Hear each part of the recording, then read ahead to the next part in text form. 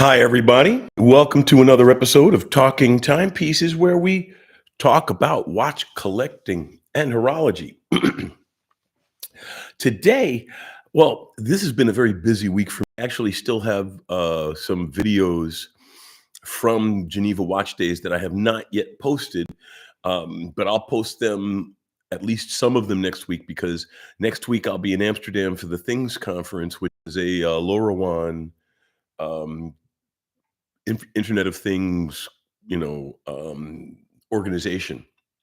And for those of you who are interested, LoRa is the term they gave to the old analog television band, because when they went to digital, they took the old analog television band and just turned it over in as a license-free spectrum for Internet of Things devices, which is actually a great um, use for the band because it it can't support high resolution, so like streaming it, HD won't work through the old analog band. But I mean, well, all radio bands are analog, but I mean the old TV signal. But the advantages of it is most things for Internet of Things don't need like that much data. It's more of the continuous communication aspect of it. And the old television band had tremendous penetration, right? You can go through the rooms, through the walls of your house, and it can go long distances because it could handle atmospheric skip and such. So you could have a TV signal travel 1,000 miles if the uh, conditions are optimal. But that's a totally different thing, but I'm just explaining. I'm gonna be at that show this week, in Amsterdam, and, I'm actually gonna be giving a keynote and moderating a couple of panels, so it'll be actually very cool. And oh, speaking of wireless, I wanted to, because as you may or may not have known, I've been having, issues migrating my technology upwards because I used to think I had a decent setup and camera and microphone and all, but then as the stuff aged out or got obsolete, I was challenged in replacement, and I just got this awesome, cool uh, wireless lavalier. I love it. You open it up and it tells you what the power is for the system, and when you pull it out, it automatically turns on. Is that not cool or what? And it has two wireless lavaliers and a receiver module. The case charges the microphones. So they actually made the system that I was using at Geneva Watch Days. Any of you who watched the Geneva Watch Days saw I was using a lavalier as a microphone because I only had the one sender. The old system, same company, like I was saying. So now going forward, I'll just clip a lavalier to each of us, put a mic on each of our lapels, and I don't have to worry about passing the mic back and forth. And it's smaller and all that future technology coolness of noise cancellation and the like. So just slowly migrating everything forward. And I did get, I think I may have mentioned, I'm going to be changing, the background's going to change because I'm changing apartments in the next month or two. And well, I got to figure out to either redesign it or how do I transmute it into the new place without changing its character too much. I don't know. We'll see. Give us some suggestions. Hey, Daniel, how's it going? Nanad, Trap Vision, Elusive Man, and Sam, how's everyone? Greetings and long life. Well, like I said, I love this channel because I love all of you. And it's the fact that you participate in this channel is what makes it, in my mind, different from a lot of other channels. I mean, I don't know the answers to everything, but I don't screen the questions either. Anybody can ask a question. Hey, Robert, how you doing, my friend? Um, Anybody can ask a question and I'll address it. If I don't know the answer, I'll say I'll look it up or I don't know. Haven't said I don't care yet. But the fact of the matter is, if it weren't for you all out there, I would be nothing here. So I appreciate your participation in the channel sincerely. Vasilios, how's it going? From Greece, love it. Sam's dad's mustache wax. Other than the Navitimer, what's my favorite Breitling? The new that new perpetual calendar moon phase they came out with at Geneva Watch Days. I've got a short on the trio of watches they came out with. I want the blue one. Um, if I was going to go like not typical Breitling, I would say a Super Ocean. Those are sharp. Those are sharp diving watches. They look nice. Um, but I'm always a sucker for the Navitimer. But yeah, that new perpetual calendar is awesome. I do like also do like that salmon dial triple date moon phase, which is much closer to the money levels that I could afford to lay out for a watch. But yeah, Breitling does make some beautiful, beautiful pieces. I decided to just wear one watch up to the Things Network because I'm going to be leaving my bags at the hotel and I'm going to be, moving around and I'm not quite sure where I'm going to be. And so, better to be safe than sorry. So I'll wear my IWC, which I could wear with anything. And that'll be nice. Let's see, going through the messages. Oscar, hey, nice to see you, Oscar. Very cool, very cool. Elusive, I like the new Chronomat GMT. That's a nice watch too. The fact that they reissued the Chronomat in a modern size is awesome because I used to have a Chronomat. I had a Bluebird, the Blackbird with the blue face, the matte case, um, and that was a 39, I think. And back for the time, that was big. I'm glad that they reissued the Chronomat in a more modern case size. Um, but yeah, Breitling makes very nice pieces. The big problem with being in a group like Breitling is they have to stay in their lane. They can't make watches that are too cool because then they step on the higher end members in the family, and they can't make too cost effective because then it would step on the economy products within the family. So, I mean, the fact that, well, actually, that's why Breitling is doing these things because I meant to say, because I did say that they have to watch their lane, but they don't have to because they're not in a big group of watches. They're owned by an equity firm. And so they're not part of Swatch Group. They're not part of LVMH. They're not part of Richemont, which is why they're doing so many interesting things. See, but if you're in a big group, you have to stay in your lane. I mean, just think about, like, I think that's why Breguet can't break out. If Breguet started making some more mainstream pieces, put some of their mojo in some affordable pieces at like the $5,000 to $10,000 range, they could expand their base, but then they would be stepping on Omega and Longines, and everybody's got to stay in their lane and keep from bumping into each other. Whereas Breitling is able to create so many cool new things, and they bought. Everybody's waiting to see. Everybody's waiting to see what they're going to do with Universal Genève. It's probably going to be another year. It'll probably be another year or so before we see anything, because if they truly are designing new pieces, it's going to take 2-3 years. Because if you think about it, these perpetual calendar moon phases that they came out with at Geneva Watch Days could have easily have said Universal Genève on them with slightly different case design, and they could go, "Hey, we did it." But no.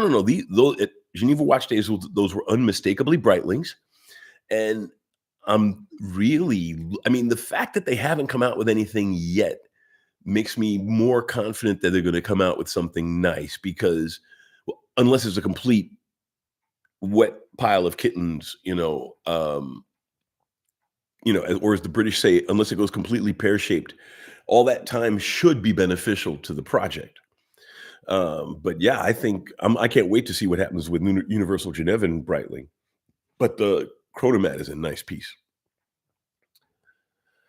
The emergency. Oh yeah, Vasilios. That's a great point. I don't an emergency, but my problem is I could see myself one drink too many, and I slip and sprain my ankle, and I call a helicopter. It's too much power for one individual to have without proper training. Pilots touch all kinds of important stuff all the time, so I would trust somebody who knows how to fly a plane with an emergency, or someone else because they've relaxed the rules. They've gone to now there are two emergency aviation beacon signal frequencies, and the old frequency can now also be used for terrestrial emergencies. So if you have an emergency and you're on a trail and hiking trail and you seriously are in trouble, they won't give you any hard time for coming out to the land, as opposed to it was more thought of for sea rescue and the like, but or crashed aircraft, not hiker pinned under a boulder. But that's an emergency too, and so now you can use, if you didn't know, now if you've got a Breitling emergency, now you can use it for terrestrial emergencies as well. Ghost of Time. Hi, hey, how's it going in Spain? Very cool. Like I said, I love having a big. I checked my demographics the other day, and only about 30% of the audience, about a third of the audience, is American. And I really like the fact that it's an international audience, people from all over the place, because I often say watches are a perfect hobby because they're no politics, no race, no sex, no color. I mean, you could have an Arab and an Israeli in the room and talk about watches, and they'll probably start flexing their Rolexes at each other. Um, watches in my mind. Well, I mean, there are other pure hobbies like that. There are a lot, luckily. Well, that's why sports are so popular, because sports should be ideology neutral. Watches, there's some ideology in watches too, but Mm, it's still a beautiful hobby with very little baggage in that area, in my opinion. Oh, Gian, how's it going, my friend? Nanad, Breitling started downsizing, which is a smart move. They were known for having bigger watches. Well, I think what it is that they're offering more watches in different sizes. But you're right. The new batch of, like, even the Navitimer, the new Navitimer is not as big as mine. I mean, although it's such a busy dial, you don't recognize it's a 46. But I'm a lucky man. I got a big wrist, but it's like wearing a wall clock on your arm. But I love this piece, the GMT. You can see the little red triangle there's a gold track that shows the 24-hour time. Um, this is the only office GMT that I don't ding for being an office GMT instead of a travel GMT, because a real pilot would keep the second time zone on GMT all the time. So um, the fact that it's not, that it's an office GMT, that the GMT hand is easily changed. You're going to leave the GMT hand on Greenwich Mean Time whenever you're flying anyway. But then again, you still have to adjust it for local time. So Value 7750 base movement, the newer ones are in-house. And you can make a whole big argument about, yes, in-house in some ways can be better, but why not just buy a really good off-the-shelf movement and put it in something that has your style? That's what I like about the micro brands. They're going back to the old ways of the 70s, where you would buy a case, buy a movement, buy a face, and with your own design language, create a watch without actually making much of it. And that was the way for a long, long, long time. I mean, the famous Tag Heuer Monaco, the reason he made it is somebody made a square case that was waterproof and he bought it. He didn't develop the square waterproof case that the Monaco uses, bought it out of a catalog. There's nothing wrong with putting pieces together to make a watch, as long as you do it well.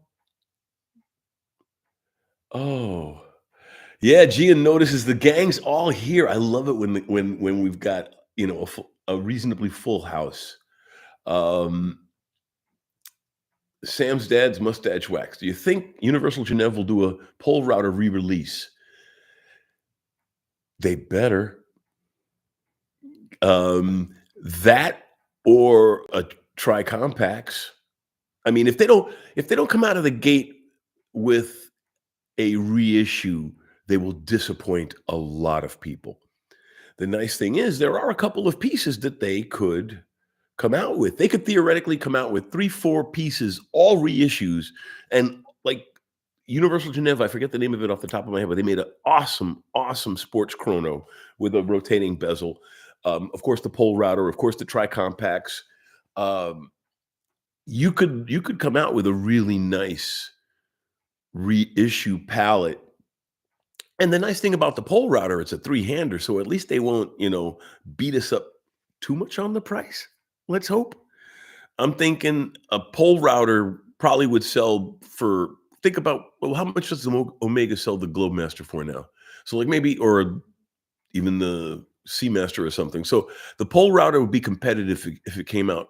A good pole router that looked good, well made, it could handle a 9,500 to 12,000 price. I would prefer it was under 10, but they could get away with making a $9,500 pole router that would sell like hotcakes, and it wouldn't be too comically expensive because it's a three-hander. I mean, everyone would expect it to be a micro rotor, but the Chinese have proven that is not, inaccessible technology.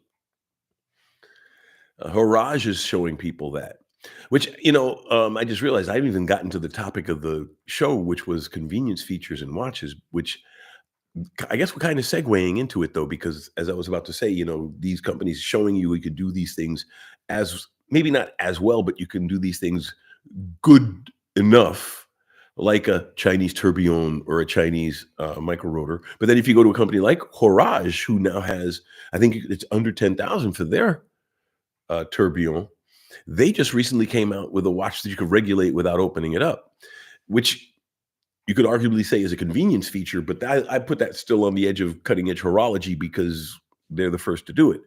But when I was thinking about convenience features in watches, I was thinking about how nowadays a lot of companies will, like Frederic Constant, you buy their High Life, you'll get a leather strap, a rubber strap, and a metal strap with quick release. Uh, my Rado Captain Cook chrono had quick release. A lot of watches nowadays have quick release straps. Rolex still doesn't. And you think it should be a no-brainer at this point because obviously we have the machining technology at a low enough cost to be able to put quick release straps on everything. So, what are your thoughts on that? Do you think that the pressure will get to the point where unless you're hoity-toity like, well, wristwatch check, wearing my ceramic sub, the 126610 LN Lunette Noir. Um, this is even they to get the lugs back to the right proportion at a 41 millimeter case. They made the lug with 21 millimeters, but they could have made a set of 21 millimeter straps with quick release to slap in and out.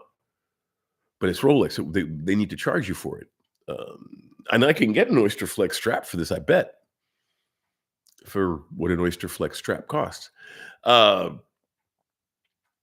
but a lot of watches are going to quick release. And I was noticing, I think Nevada Grunchen just came out with a line, and a couple of other companies have watches with snap in, snap out bezel inserts. So you could change the color of the bezel, make it a little sportier or make it a little more formal. If you make it match your ensemble more, when you think about that whole aspect of convenience, the straps are it's a convenient way to change the look. So actually, it's really look modification, easy look changing. Swap the strap out, you change the watch. Swap the bezel out, you change the watch.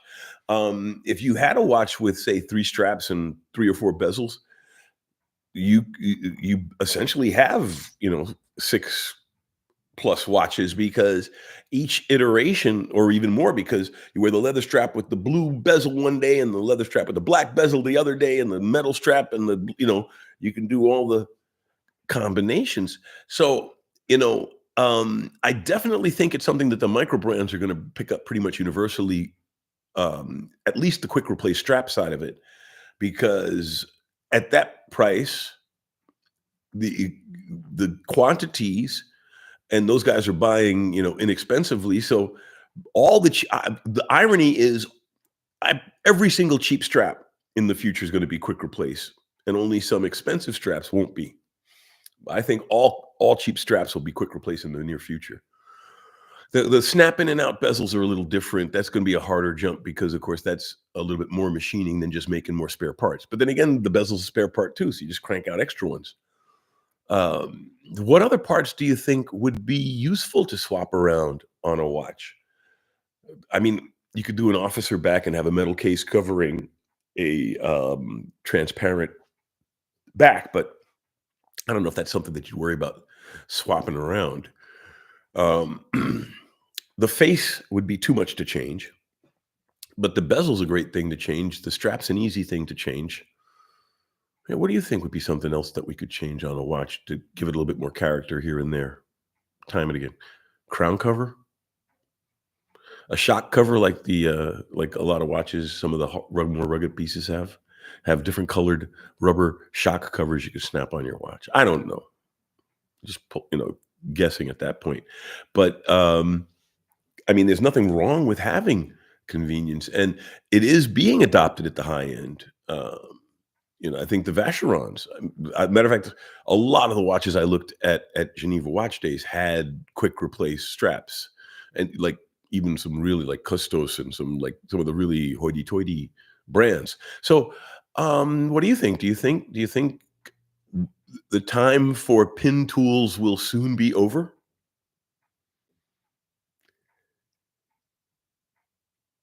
And what's my thought on a Landeron movement in Nevada watches, for example? Well, um,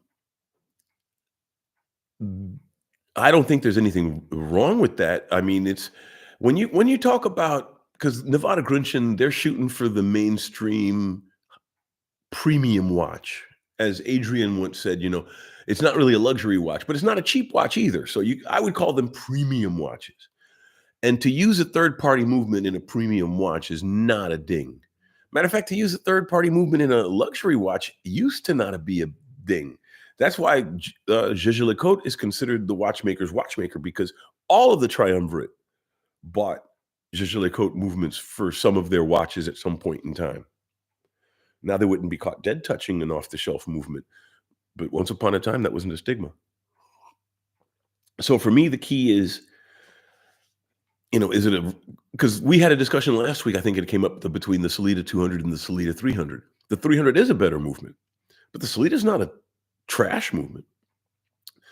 The 100 is a pedestrian movement, but the 200 is a decent movement and the 300 is a better movement.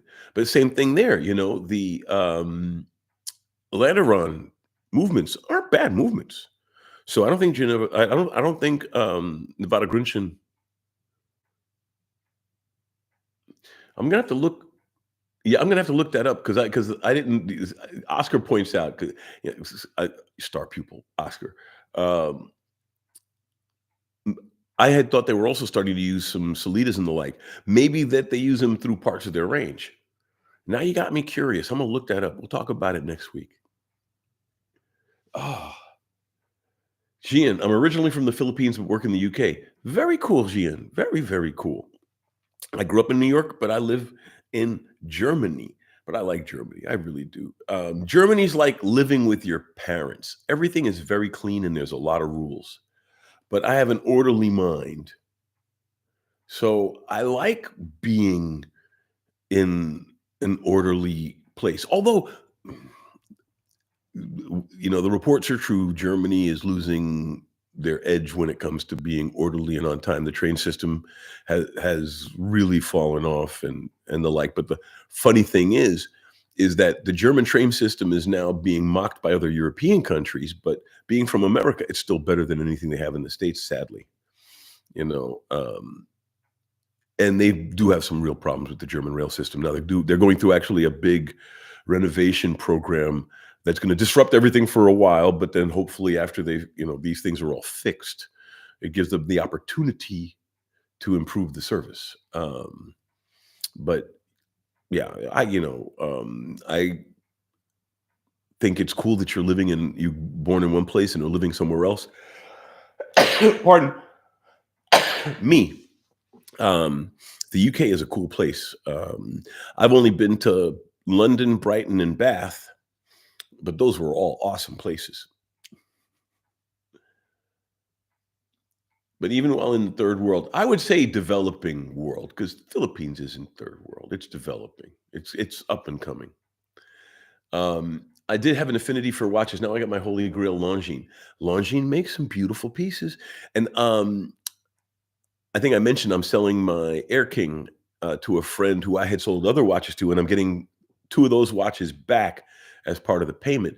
And one of them is the Longines Conquest Moon Phase calendar that I missed, and I'll hold on to that. I'll probably sell the PRX chronograph, which is the other watch I'm getting back, or I might keep it. I don't know. But the only problem with the PRX is that I already got an integrated bracelet uh, watch inspired by Genta, because this wasn't exactly designed by Genta. There was a previous Rolex that was designed by Genta, and this takes styling cues from that model, Texas or the Buffalo or something like that. I forget. So I'll probably sell the PRX because I had one of these. I know I sometimes buy a watch and sell a watch and then buy it back and then realize I should have not bought it back and sell it again. But that only happened to me once, actually. Most of the other ones that I buy back because I miss them, I've kept held on to, like my Speedmaster.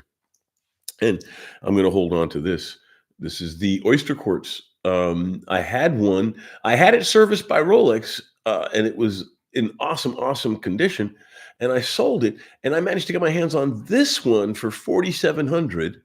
Um, and it was serviced by Rolex in 2022. So I had a weird, wild idea that maybe I was actually buying the same watch back. Maybe it passed through hands, but it seems like a lot of people send their oyster quartzes back to Rolex, and the blue the bluesy two-tone version back to Rolex, because mine was a bluesy two-tone version. So I'm just ecstatic that I was able to get my hands on this, and I'm gonna buy the display back. They sell an aftermarket sapphire display back for this watch, and I'm gonna buy it. That's an accessory, but I don't think that's a convenience accessory. You're not gonna swap it all around a lot. But maybe more companies will offer optional display backs, or maybe aftermarket companies will offer more swap out display backs. But that's a different issue. But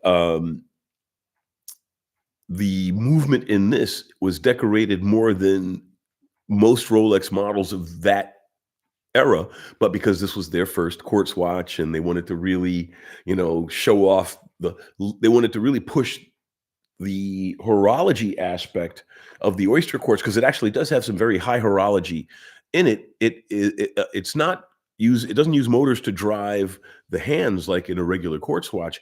It uses one motor, temperature controlled, so that way, because when you think about it, I think I've mentioned it before, you got like a 20-30 degree temperature swing when you take the watch off your wrist and put it on that counter or in the safe or in that drawer, because you're cooking at almost 100 degrees and ambient's closer to 70.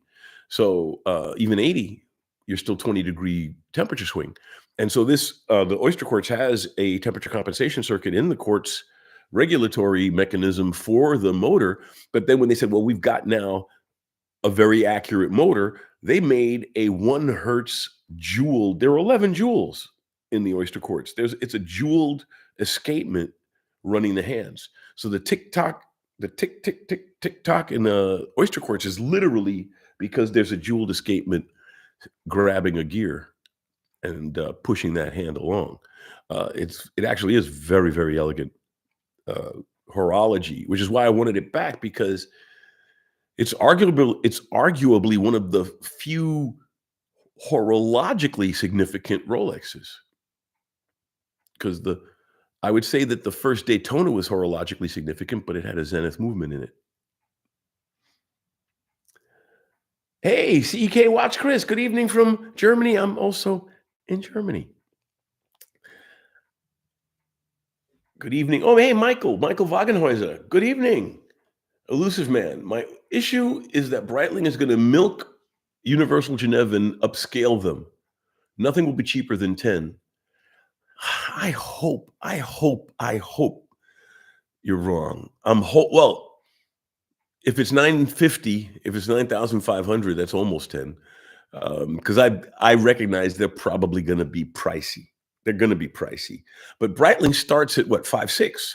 So I'm thinking if they let UG start at 9.10, we might see, like I said, if we're lucky, we might see a $9,500 pole router because it's a three-hander. Like, do they want to milk us that badly?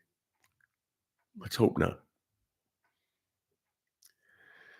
Oh, Nanad, I agree, elusive man. I think Breitling is going to go upscale. I think they will as well. I just hope not too high. Hope not too high. Sam Nova, hey. In an effort to save money, do you trust Joma Shop warranty support versus an AD? Yes. Because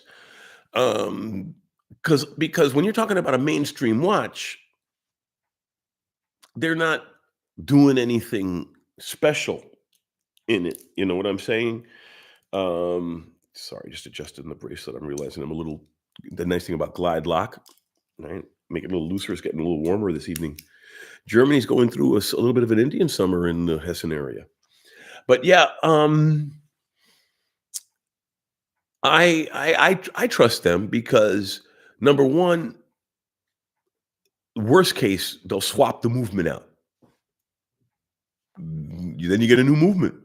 They're going to honor the warranty. Joma Shop's been around a while. I didn't buy from Joma Shop, but I've bought from one of those other vendors that do their own warranty. Well, I didn't have a problem. I didn't have to submit for a warranty repair. But I mean, when you talk about a mainstream watch today, that warranty is more to protect you against a lemon. Because if that watch hits your wrist and it's still running the next day, it's probably going to run for the next 10 years. Those warranties are protect you from a lemon. And if you send a bad watch back to someone like Joma Shop, they will address it. And the cheapest way for them to address it is just simply send you another watch. But if you're buying a Longines GMT, right, Hydro Conquest, you're talking what, a 3,000 retail watch, which means they're paying 1,500 for it. It's easier just to give you a new watch. For the 1 out of 100 people they send pieces that have not even 100 out of 1,000, I wouldn't be surprised at all if it was 5 Sigma. The failure rate, because when you think about something that's made like that, the only time you're really going to get a problem is after use, or if there's a problem during manufacturing. A metal whisker falls in from who knows where while they're assembling it or something like that. Modern watch. I mean, yes, I know people who've had issues with watches, and I've had issues with watches. But the important thing with a warranty is do it while the warranty is active. Because the other thing is that if it's only a 2-year warranty, like I said, odds are that watch is going to run well past that anyway. So you're out of warranty on the piece without it being a lemon. It just needs servicing after 5, 6, 8 years. I did an episode about, the issue with Rolexes that we don't talk about is how long they sit on shelves or in drawers. People came back and said, yeah, well, modern lubricants. I'm like, that 1965 Datejust didn't have modern lubricants in it. That 1975 Sub didn't have modern lubricants in it. And modern lubricant companies say, if you use our lubricants, replace the can. And we're talking about lubricant in the can. It's not even being in the real world, right? They say buy a new can every 7 to 10 years. So if you have something and it runs that long, my philosophy is don't mess with a watch unless it's starting to show you issues, which is why I always recommend having a time grapher so you can predict those issues before they become real problems. But having said that, yeah, I trust Joma Shop and those other bigger. I'm not talking about Pete's watch and luggage emporium. But Joma Shop's got a track record. People talk about them, and I haven't heard a lot of negative, I must admit. So, Sam's dad's mustache was my Captain Cook ceramic or stainless? Ceramic. It was the new one. It was the new. It had the black fume dial. It was a beautiful piece. It really was a beautiful piece. But I have too many pieces, and now that I have the sub, I'm done for divers. I won't even. I was thinking about getting a blue ceramic Seamaster, but I got my diver now again. I mean, I've always had a love hate relationship with Rolex, but now that I have the sub, what are you going to do? Where instead of wearing another dive watch, I'm gonna wear my Breitling Navitimer. That's a nice thing. Wear something completely different that gives you an opportunity to have fun with the pieces that you're wearing. Or I keep my Speedy on a leather to have the black on black. I wear this with a suit nowadays because I don't think it's. I mean, it's an older piece, so I don't think it's rugged enough to bang around. So I wear it as a suit watch, and this is the factory Omega strap. So yeah, um, I don't have a collection big enough to have like five of the same watch. I know there are people who have five of the same watch, and sometimes that five of the same watch is their entire collection. But I'm not a box ticker, but I like a variety of pieces and I like types of pieces. So I like to have a sports chrono. I like to have a luxury dress watch because I, do wear suits and I do want a knock around piece. And of course, oh, I thought I had put it here. I was going to pull up my G-Shock and say, and you should wear a G-Shock. I took it out of the box. Oh, well, because sometimes when I'm staging, I may misplace some of the props that I want to use. But yes, G-Shock. What's actually I'm really liking as a knockaround piece is my Nomos Neomatic 42, because this is the kind of watch that's beautiful and elegant and makes you feel, like you're wearing something that's really worth it. Look at that movement, you know, look at that movement. Um, and you can wear it someplace where you would never wear a Rolex, and you can shower in it. It's 300 meters water resistant. You could go on a trip and never take it off of your arm, even in the shower. I was going to take that one to Amsterdam, but I do like wearing leather with a suit, so I'm gonna wear my IWC Saint Supri, which is an awesome GMT. The second time zone's in the little window underneath. And this is actually a Rado strap, but it fits this watch so well. I actually held on to it when I sold the Rado. I compensated. I gave him some other straps to make up for it.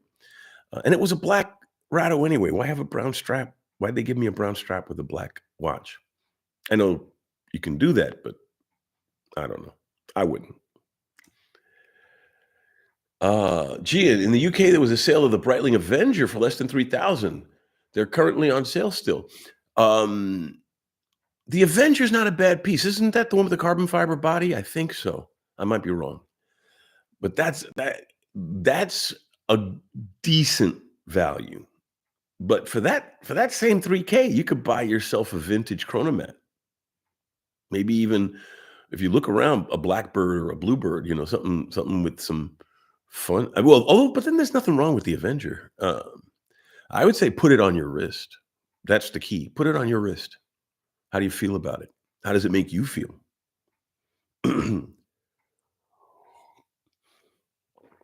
Let's see. Yeah, Oscar, pull the trigger if you can, Gian. That's right. Elusive Man, Captain Cook is such an underrated watch. You are absolutely right. The movement is beautiful. The new one has a display back. Like I said, I had the Chrono, had a black fume dial, beautiful ceramic bezel, display back. The movement was beautiful, really beautiful. And it had quick release straps. The leather a NATO and the metal. You know, who could ask for more? And that retails now for around what 4 to 4.5, I think. Um, well worth having. Beautiful piece, and it's very, very, very much not trying to look like a Rolex, which is always good when you have a luxury diver because too many try to look a little like Rolex, and the Rado doesn't look anything like a Rolex. Not even remotely, but then they deliberately do that because they wanna have their own design language, and the, Captain Cook has an inward sloping bezel, so it's impossible to mistake it for a Rolex, but I like that. Yes, I am wearing a sub at this moment, but I also owned that Captain Cook, in my defense. Oh, Gian, I'm on team Longines. Longines is awesome. I'm just informing folks in case they want one. Ah. Nanad, quick release will be a strong selling point or a deal breaker for a lot of people. Why do you think it would be a deal breaker? Because if you don't want to swap your straps, just leave it on. I don't think anybody would be worried to be snagged from the inside unless they have really hairy wrists. But yeah, why would you think it'd be a deal breaker? I think they would just probably not use it. But then you never know people. They might say, I'm paying extra for a feature I don't need. I don't know. But yeah, I'd love to clarify, please. Formula Whiplash. Hey, how's it going? Greetings and long life.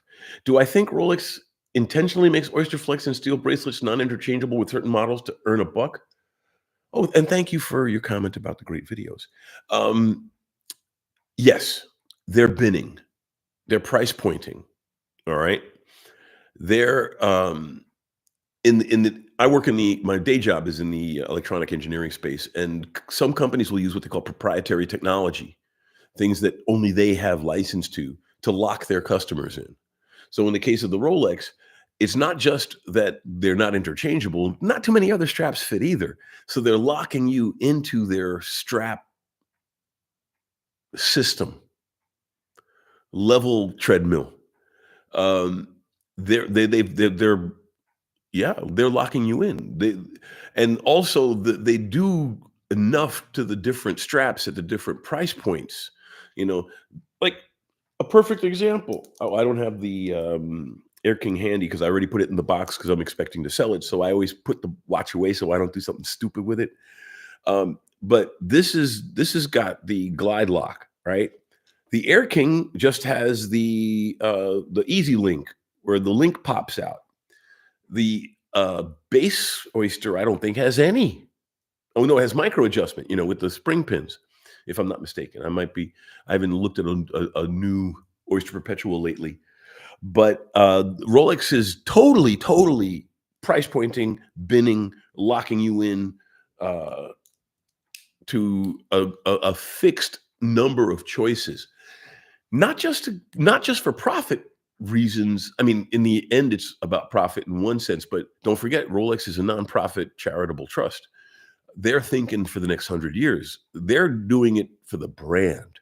They're doing it to keep the brand noble and hard to get everything and deal with. And they want to be the snooty Swiss restaurant where you go because the quiches are awesome, but the waiter makes you feel like you need to make more money. You know, Rolex wants their pieces to be aspirational. That's one of the reasons that they've kept blank backs on their watches for so long because so many people engrave them. Congrats on the baby. Thanks for being on the movie with me, for my first CEO job.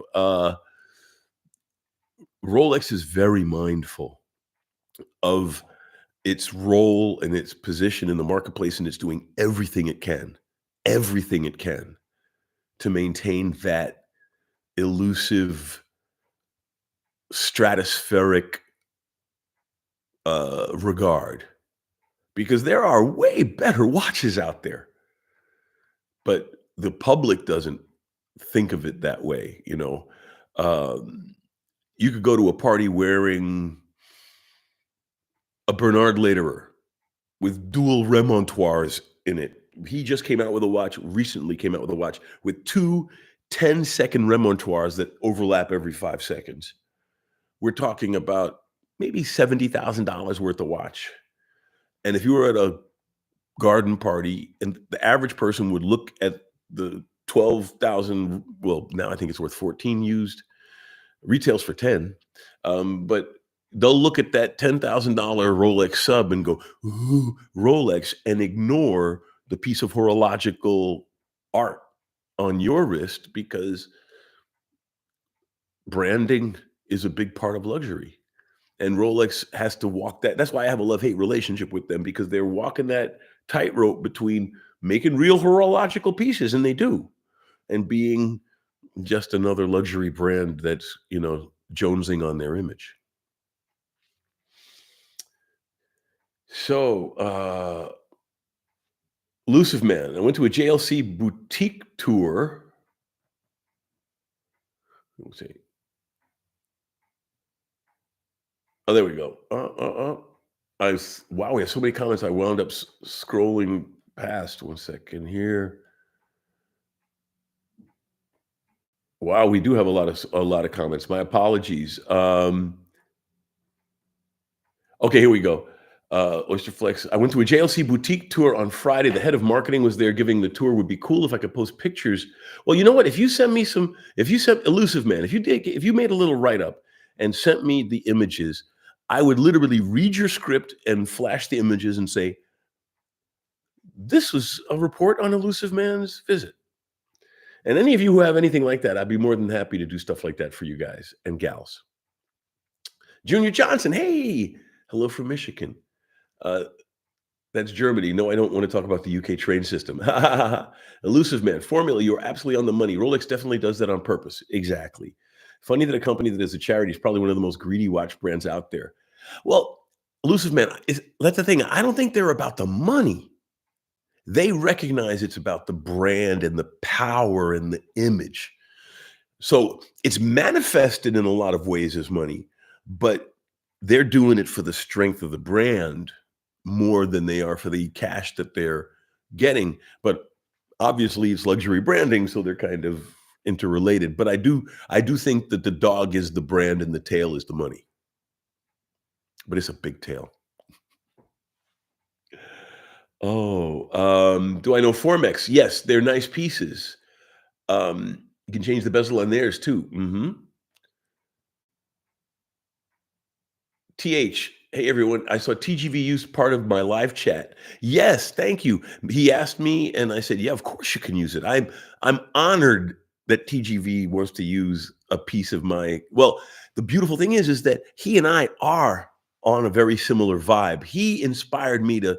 He was one of the inspirations for me to start my channel, and I've always liked. He's also one of the people who say, just like I say, buy what you want, wear it for yourself. Don't care what other people think, And I'm honored that TGV used a, a piece of my video in his. I'm really stoked about it, frankly. And I actually also just started communicating with Archie Luxury. We're going to do something together, and I've managed to. I'm growing slowly. I met a lot of people at Geneva Watch Days, and I'll be in Dusseldorf next month for the German watch fair, the largest in Germany. And the channel's getting bigger every day. You are all wonderful, and uh, you know, I look forward to being able to do more of that kind of stuff with more of the other watch channels because I don't look at them as competitors. I look at them as colleagues. We're all in the same boat together, you know. And it's not like we're on at the same time. You have to choose which channel to watch. I suggest you watch us all. It's only not that long, but episodes. Or don't watch us all, but watch the ones you like, at least several. If hopefully I'm one of them. Oh, CEK Watch Chris. Thanks for oh yeah, I love the I really like I said, I'm really glad I managed to get my hands on the Oyster Quartz again because I had a couple of two-tone blue face watches. I had a Zenith rainbow two-tone blue face, and I actually had a straight up Rolex sub bluesy, but I actually sold them all back then several years ago because I felt it was too much watch for me. I felt I was overdressed with those pieces. But the Oyster Quartz kept calling back, kept calling to me because it's so I love the hybrid quartz mechanical movement, and it is a yes, it is a luxury, pretty luxury piece, but now it's in my suit watch rotation, and the polo shirt cocktail party rotation, whatever. I'm old enough now that I don't feel bad wearing a watch that's too nice. I used to feel self-conscious about wearing something too flashy, but, the oyster quartz, just I couldn't say no. I just I missed it so much that I did buy it again, and I'm not gonna get rid of it. It really is a beautiful piece, and I'm lucky it was serviced by Rolex 2 years ago, so it's good for the foreseeable future. So, the train, it's a little insulting and distasteful. I'd rather they just up the price for something that's interchangeable. Well, Formula Whiplash, you have a very good point there, but rarity is one of the things that they bank on, right? Rarity is part of the luxury aura. I agree. If they thought more modularly, they would be able to sell more pieces. But then that comes back to the money versus the brand thing. They really don't care about selling more pieces as long as the ones they sell are highly desirable. But yeah, it's I would say it's not disdainful. They they are like the kind of if you ever read the book Build the Galactic Hero, he goes to a bar. This is in the future. He goes to a bar and it scans his pockets, and a trap door opens underneath him and sends him to another bar because he didn't have enough money to enter the first bar. Rolex is like that, and the second bar is Tudor. So you pick yourself up off after you come down the chute, and you're standing in front of a Tudor retailer.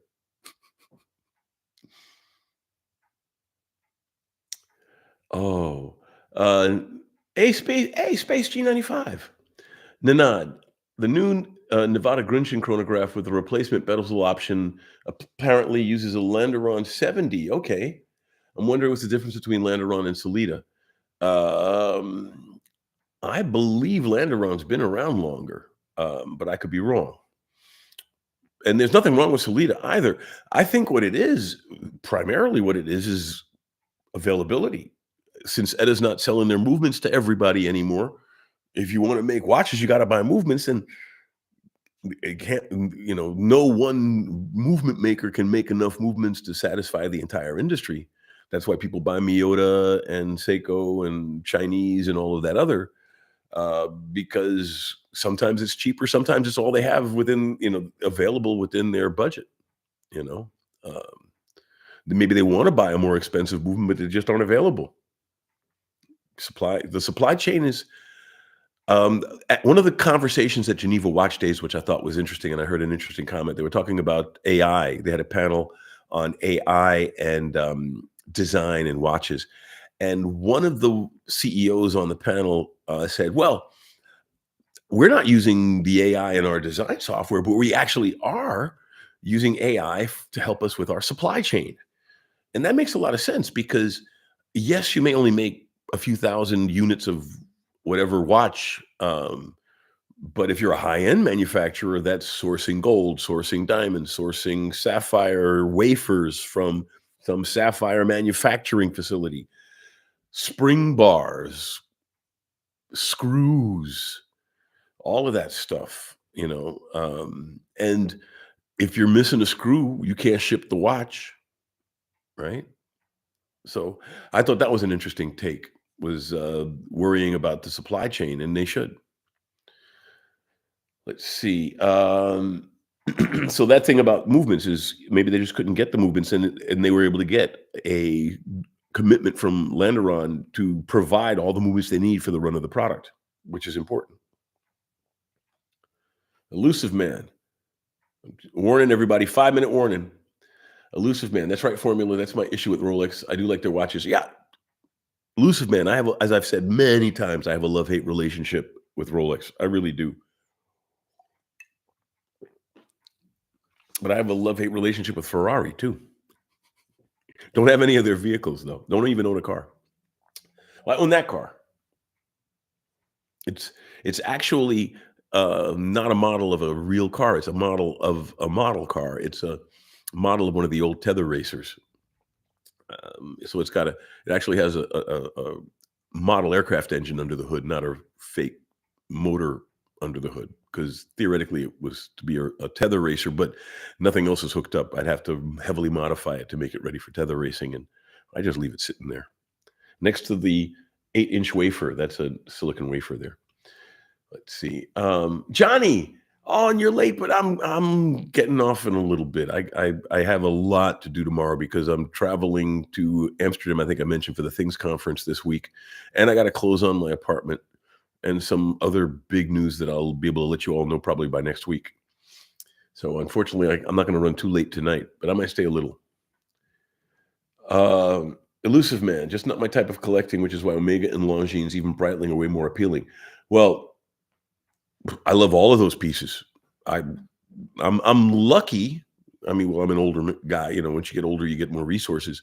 But I'm a lucky enough man to have an Omega. I don't currently have a Longines, but one's coming. And I do. I love my Speedy. And I used to have a Globemaster, and I really loved that Globemaster. But um, I like suit watches, and I wind up buying too many suit watches, and I don't wear suits often enough. Although the Globemaster is also a casual wear watch. But I had a friend who wanted, and I will often sell a watch that I like to a friend to encourage their collecting habit. But yeah, I love Omega. I really do. I think they're fantastic. And well, my Navitimer is one of the favorite pieces in my collection. I won't say it's the most favorite, but it's probably tied. Well, actually, it's like a three-way tie, but you know what I mean. This is an awesome, awesome, awesome, awesome watch. Awesome. You know, ah, Sam says, better to misplace the G-Shock than the sub. That's right. Oscar, Elusive Man, I guess they want to be unique still, but then people won't like them because they're not within the trending of quick release straps. Well, people who buy a Rolex aren't if you're buying a Rolex for the money, you're not going to change the straps, because if you change the straps, people may not recognize it's a Rolex. That's one of my biggest pieces of advice is if someone wants to travel with a Rolex, just put a NATO strap on it. Nobody's going to steal it because they won't recognize it as a Rolex without the Oyster or the Jubilee bracelet to cue. Um, yeah. The interchangeable bracelets, I can understand why it's not a big thing for them, but they should introduce it with Tudors at least. Um, and Breitling and Longines and Omega do promote their interchangeable bracelets and straps. Elusive Man, I live in NYC. Yeah, I grew up in Queens. We have everything here. You walk into a Rolex boutique, they look you up and down, make it super uncomfortable. Omega, Breitling, Longines, hell, even JLC, they'll treat you like friends. Arnold and Son will treat you like friends. No, where was I? I was in who makes The Godfather? Jacob and Co. I was in the Jacob and Co. boutique, and they were nice. And there's nothing in that place less than $1 million. They were really nice to me. And I went around the corner to the Richard Mill shop, and it was go screw yourself, which really is what soured me on Richard Mill, which is why I'm so glad that Konstantin Chaikin crushed them in the thinnest watch. His watch looks better than theirs, and it's thinner.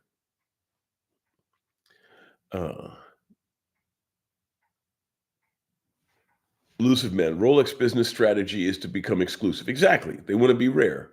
They're making themselves a luxury brand. Yep. They have the name recognition, they're world known, but where they're going wrong is the way they go. Well, I don't know if they're going wrong. So far, so good. When they talk about the market collapsing, they were talking about the gray market, the aftermarket. I look all the time. I'm looking online, and the only Rolexes that sell for less than retail are vintage. And if you found an Explorer, a modern Explorer 2, not the older version, the 170, whatever, never mind. I'm not going to try to memorize I used to know the number. But if you wanted to get, say, for example, a new Datejust, maybe 500 to 1,000 under retail for a one with no box, no papers. Rolex, the Rolex retail prices are the soft floor for their used prices, and they, like I said, they're a charitable trust. They really don't care about the money. They care about the longevity of the brand and the strength of it. Um, and I personally think they're being smart because all the pundits who are saying, "Oh my goodness, look at what Tudor's doing to beat Rolex." A lot of people who are, as you were saying, you don't like Rolex and don't trust Rolex or whatever. Tudor makes some nice pieces, and so I think Rolex is as they're pushing Rolex to the luxury level, they're was Hans Wilsdorf idea, right? They're holding out Tudor and saying, "Well, if you want a reasonably priced, well-made sports watch, here you go." So yeah, it's a complicated situation in my humble, not so humble opinion. Kind of humble. Uh Gian, Captain Cook is underrated, but knowing that is a Powermatic 80 ETA is the same as a mid Certina watches movements, I'll pass on the Rado. Well, at least it's all metal parts in there. And it's well decorated. Johnny, I have two identical orange faced dials. One has an orange day glow strap, the other has a rally leather. Both 2824s. Well, there you go. See? So now you can swap around without even changing straps. Okay, elusive man. Do any of you know what type of movement the new Navitimer GMT 41 has? Well, my 46 has got a Value 7750 base, but that's an older model. Huh. I'm gonna have to look it up. And they're divers, Johnny says. Okay, very cool, Johnny. Oscar, I would never engrave or watch because if you want to sell it, their value decreased considerably. Funny thing is, I actually engraved my one of my Explorer 2s when I had one back in a few years back. I actually had the engraving buffed out and I was able to sell it. With the buffed out back, it wasn't even a shiny back anymore, but the guy, as long as it didn't say anything. Didn't ask why the back wasn't shiny, but, I didn't lie to him. I said I had it engraved and buffed off. But, he could have said, "Well, hey, why didn't you have it shined up?" But, yeah, he bought it. But, yeah, I actually had a Rolex engraved, and I had the engraving polished out to resell, to your point. Oh. Johnny, it was nice to see him in TGVs. Like I said, I was very flattered and honored to be in T. I like him a lot. I respect him as a watch collector, and I respect his opinion and trust. What he says. He's a good man. I'm really pleased. And the next time I'm in New York, we're going to get together and do something. Elusive man, that's exactly right. Much better watches out there, but the public has an obsession with recognition. Exactly. And the crown is king in that department. But unfortunately, in a way, I feel more exclusivity. Well, I mean, like I was saying, I mean, this is an ETA-based GMT, but it's an IWC, right? The average person doesn't know what a good watch this is. The average, I mean, now the nice thing is I live in Europe. A lot of average Europeans know what an IWC is, but it's more prevalent.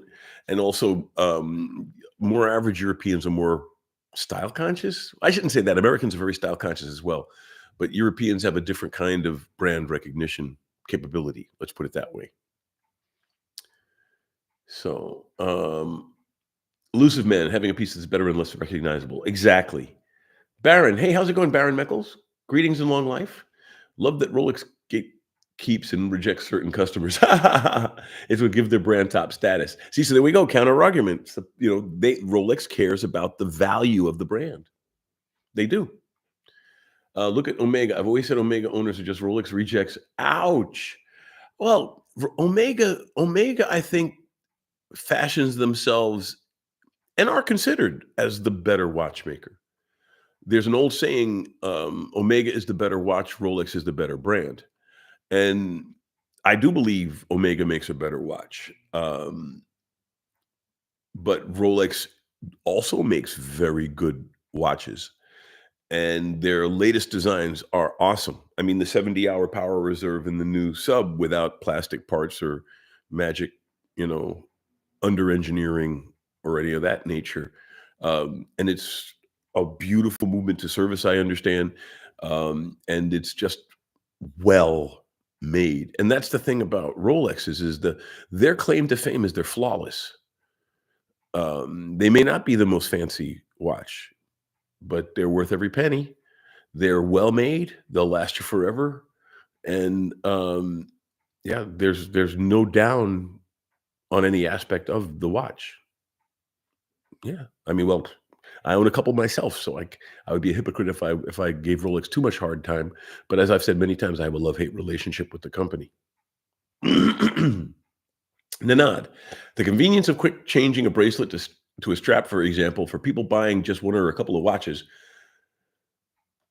Collectors, we just change the watch. Yeah, but then again, I have a lot of watches too, but I still like swapping straps because that gives me even more watches to swap around with and have fun with. Like, for example, right now, I've got the rubber on my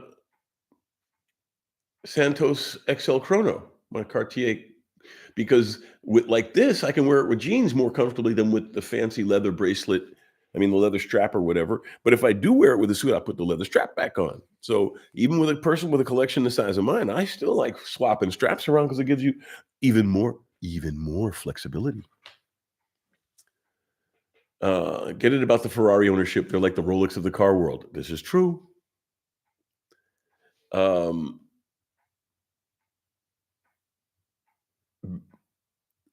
oh, Baron, Archie has a bad reputation of biting everyone. Yeah, he is a little harsher. He's got rough edges, but he's a nice guy at his heart. But he can come across as pretty brash. I agree. But he's a nice guy. He's he. Well, I grew up in New York, so I'm used to people who are a little rough on the outside. But he could. Well, actually, I think since he had that big theft and he had some other big hits in his life lately. I think it's calmed him down a lot. I think he's a more relaxed person today than he was before. But yeah, he's a nice guy. Um, and yeah, we're gonna probably chat about watches in an episode or something. But like I said, that's the nice thing about watches. There's no ideology in them, so we'll just be talking of our opinion on watches. And I know he does drift into other areas, but we'll keep it on topic. Oh, the moment you make a single dollar, you either fork it over to him or become one of the people who betrayed him. Well, that's why I would only do things like, joint videos, and he could run the video on his channel and I'd run the video on mine, and we do our own thing. I wouldn't get into any kind of business partnership with him. Well, frankly, I wouldn't get into any kind of business partnership with anybody. Maybe Teddy Baltazar. That guy's sharp as hell. Or TGV. I like him. But no, I'm too busy as it is. I am editor at large for a group of electronic engineering engineering level trade electronic publications, and I've been trying to write my second novel for over a decade. I'm surprised I have the bandwidth for this, but I do it because I love it and I love you all. So that's why I drag myself out to do this all this time, because I love doing it, for me and for you. Um, I know I'm running late. I'm going to close out soon, but I just wanted to at least get to the bottom of the comments line. Watch addict. I'm a watch addict. Hey, watch addict. I'm a watch addict too. Having a tough time deciding between the Tissot PRX and the Christopher Ward 12. I'm getting in a Tissot PRX Chrono, which is the Value 7753 in it. Um, I'll let you have it for a good price because I'm going to keep the Longines that I'm getting back. But I was thinking of selling the PRX Chrono. And that's, like I said, that's got a Value 7753 in it, so there's no plastic parts, no PRX Powermatic in it. It's a Chrono. I'll give it to you for a good price. Email me at smartalix, A-L-I-X, smart, A-L-I-X, all one word, at yahoo.com. That's my email. And yeah, we'll work it out because I'm picking it up in November, so I'll have it by the end of the year. If you're really interested in the PRX, I'll sell you my Chrono. You'll be happy with that. That's a nice watch. Elusive Man, CW is nice. Christopher Ward is nice. And he went with the PRX. Watch addict. Cheers, Elusive Man. Um, Asking about the PRX, Johnny, go to a watch shop and try them both. Yes, try them on. And I hate to say it, you should at least give the Movado a try because they came out with a PRX or a Genta-esque watch. It's not like it's copying the PRX. You could say that it's copying the Oyster Quartz. Um, you like the Tissot Gentleman. The Gentleman is an awesome watch. The Tissot Gentleman is arguably the best casual wear, daily wear, especially if you get the Silicium, which has the silicon hairspring. But even the mainstream Gentleman is an awesome watch. Excellent choice. It is really a great daily wear watch, the Gentleman. Really nice. Carter, maybe somebody already said it, but I'm in the video with the Urban Gentry. Yeah, it came up a couple of times, but as I was saying, I am so honored because I really do respect TGV. I think he's an awesome guy. I really do. So we've gotten to the bottom of the comments. It's after I normally close on the hour, but this was going so nicely, I couldn't stop because I love you all. But we're done for the gentleman has the ETA, which is still a Powermatic 80 with the silicon hairspring. Yes, this is true. But the silicon hairspring means it's not going to be magnetic. It's amagnetic. So on that note, take care, everybody. Talk to you next week. I will post some videos from the last. I still have a few videos left over from Geneva Watch Days that I haven't posted yet. I'll make sure to post at least a couple next week. And thanks, Gian. Thanks, Johnny. Thank you all. Take care. Have a fantastic week, and have a great evening.